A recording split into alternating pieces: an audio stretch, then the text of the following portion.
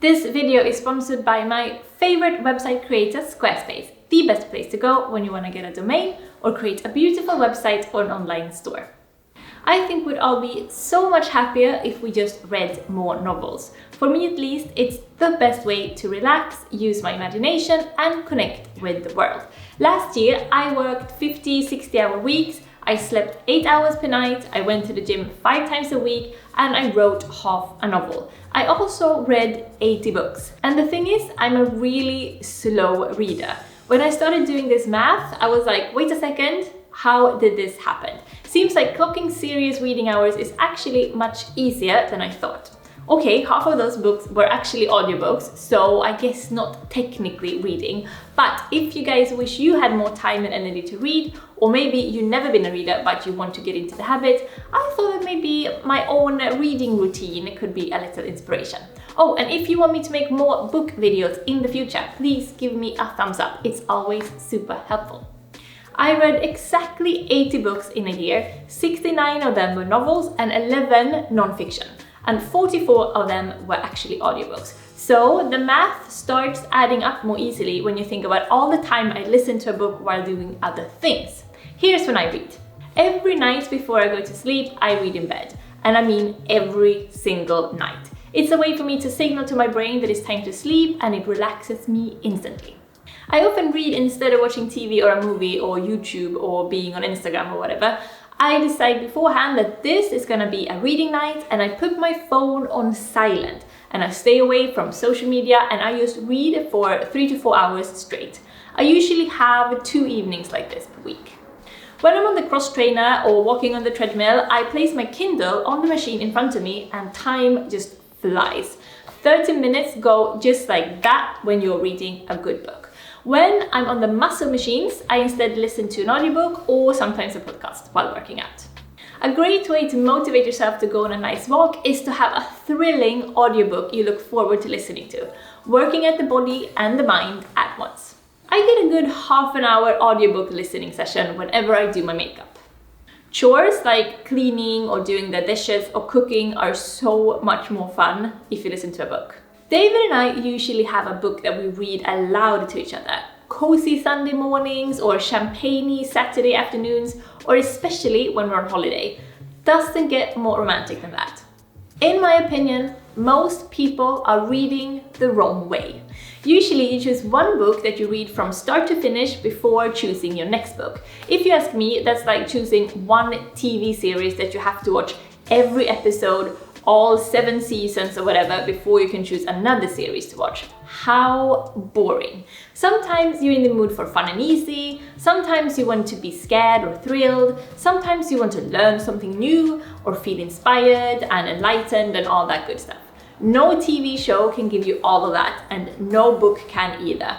At the moment, I'm reading 15 different books that I alternate in between. Probably 6 or 7 of them I read a little of every week, and the rest are books that I just pick up once in a while when I get the feeling.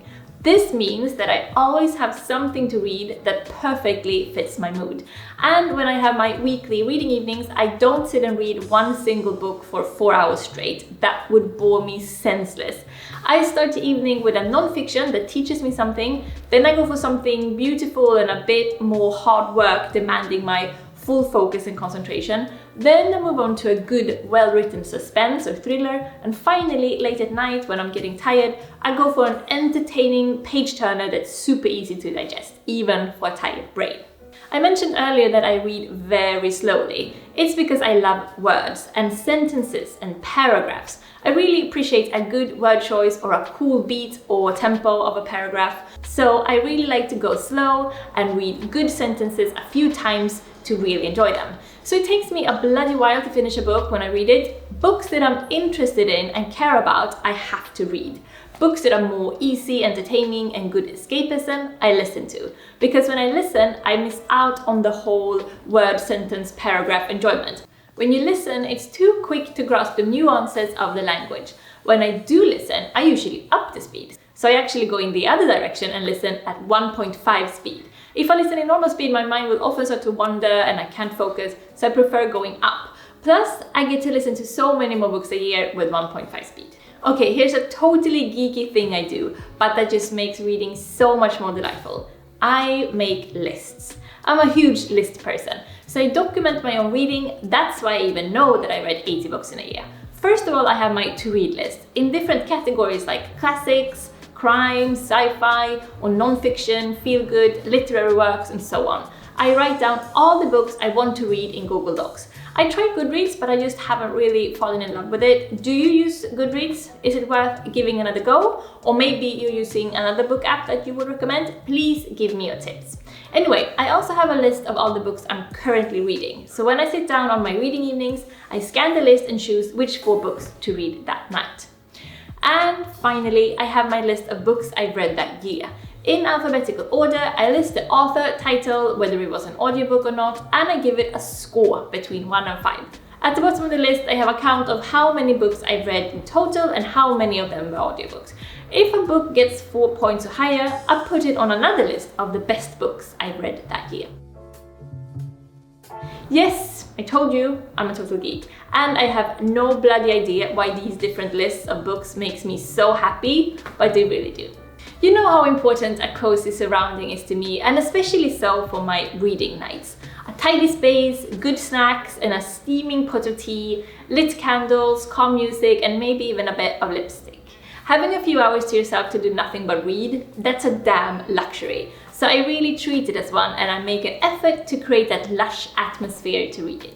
I think we need a mind shift about reading. It's not just a pastime. For me, it's a hobby I enjoy and a way to meditate without actually having to meditate, a way to get inspired for future videos I want to make, or outfits I want to wear, or trips I want to take, or how to spend a lovely Saturday afternoon off. It's also a way to learn about the world. Like, I actually know stuff about Taiwan in the 30s and 18th century England, Stockholm in the 50s, Tokyo 1904, what space travel in the future might look like, and more importantly, I learn about how we humans work and why we do the things we do. My world will be so incredibly small without the books I've read. I also, of course, learn about language, how to express myself and build my vocabulary. Finally, reading is a way to make me happy. Books are instant mood setters. They make us feel and connect with ourselves. Okay, that sounds totally fairy dust hippie-ish, but hey, just try it yourself. Go read Bonjour Tristesse or Pattern Recognition or M-Train or whatever and see if it doesn't put you in a super specific mood. That's why we go back and reread our favorite books, am I right? So go on, tell me which book I should read next. Let's all share our favorites. Do you want to create a beautiful site, maybe start your own book blog or create inspirational reading material? If so, you should definitely do it with Squarespace. They have great blogging tools to share your stories, photos and videos to make it easy to reach your audience. You can also auto-post your content to Twitter, Facebook or Tumblr. And simply schedule your posts for them to be properly tagged and the descriptions and titles and everything will show up correctly. You can of course add your social media accounts to your site so that it's easy for your readers to find you everywhere. Squarespace also have great traffic analytics so that you can see how many people are visiting your site, how long they're staying for, where they're coming from and what they're interested in, like language and grammar or books and film recommendations, for example. So what are you waiting for? Go get your free trial today at squarespace.com, and when you're ready to launch, go to squarespace.com/jennymustard to get 10% off your first purchase of a website or a domain. Thank you so much as always for being kick-ass subbies, and see you next week already. Puss puss and hey då! Oh David, have you seen that light in here now? And yeah. I can just stare at the room, and David is like, yeah, nice, yeah, whatever. There's light in here. I get it. That's why I'm together with you, David, because you're just pretty. I can rest my eyes on you. And that's why you're together with me, because I'm clever. You know about the looks, right? Yeah, exactly. That's it.